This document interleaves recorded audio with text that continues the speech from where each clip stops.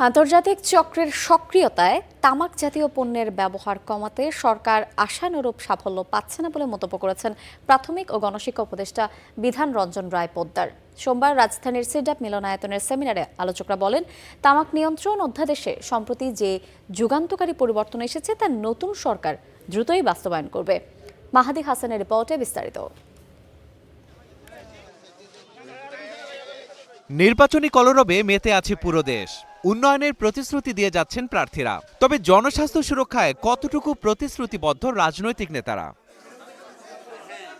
বিশ্ব স্বাস্থ্য সংস্থা ২০২৫ সালের গবেষণায় দেখা গেছে, বাংলাদেশে বর্তমানে তামাকজনিত রোগে আক্রান্ত প্রায় ১৫ লাখ মানুষ। দেশে তামাকের কারণে বছরে প্রায় ২ লাখ মানুষ অকালে মারা যাচ্ছে, যা প্রতি বছর মোট মৃত্যুর ১৮.27%। এছাড়া অন্যজনের ধূমপানে পরোক্ষভাবে আক্রান্ত ৬১,০০০-এরও বেশি শিশু, যাদের বয়স ১৫ বছরের নিচে।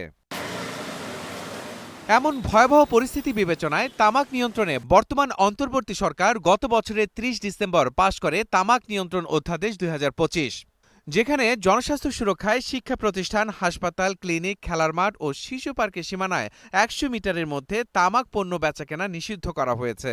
এছাড়া পাবলিক প্লেস ও পরিবহনে ধূমপান ও যে কোনো তামাকজাত দ্রব্য ব্যবহার সম্পূর্ণ নিষিদ্ধ করা হয়েছে। বাতিল করা হয়েছে আগের স্মোকিং জোনের বিধান। ই সিগারেটের মতো টোব্যাকো ও তামাক পণ্যের প্যাকেটের ৭৫% স্বাস্থ্য সতর্কতার বিধান রেখে জরিমানাও বাড়ানো হয়েছে। অধ্যাদেশে যে পরিবর্তনগুলো এসেছে তাকে যুগান্তকারী অর্জন হিসেবে মনে করছেন জনস্বাস্থ্য সংশ্লিষ্টরা। তামাকের যে জোটটা আছে, পক্ষের জোট, অসম্ভব রকম শক্তিশালী। তারা কংগ্রেসকে আমেরিকায় উল্টায় দিতে পারে, এইরকম একটা শক্তিশালী জোট তামাকের পক্ষে, টোবাকো কোম্পানিগুলোর পক্ষে। সেখানে আমাদের দেশেও যে তারা শক্তিশালী না, এটা অস্বীকার করার কোনো উপায় নেই, স্বীকার করতেই হবে তারাও শক্তিশালী। কিন্তু আমাদের করণীয় দুটো, একটা হচ্ছে যে এটা যেহেতু অধ্যাদেশ হয়ে গেছে, অর্থাৎ আইন হয়ে গেছে, এটা প্রয়োগ শুরু করতে হবে। প্রয়োগ না শুরু করলে কিন্তু এর সামাজিক ভিত্তি তৈরি হবে না, আমার সোশ্যাল অ্যাকসেপ্টেন্স তৈরি হবে না। আর দ্বিতীয়টা কাজটা হচ্ছে যে আমার স্বাস্থ্য মন্ত্রণালয় হিসাবে আমার কাজ হবে প্রস্তুতি সম্পন্ন করা। তো আমি এইটুকু বলতে পারি যে আমরা এই নির্বাচনের সমস্ত কার্যক্রম চলছে, তার আগেই আমাদের দিক থেকে যাতে ইলেকশন শেষ হওয়ার সঙ্গে সঙ্গেই, সংসদ গঠনের সঙ্গে সঙ্গেই আমরা সংসদে যেতে পারি, এটা নিয়ে আমাদের দিক থেকে সমস্ত প্রস্তুতি আমরা সম্পন্ন করে রাখবো।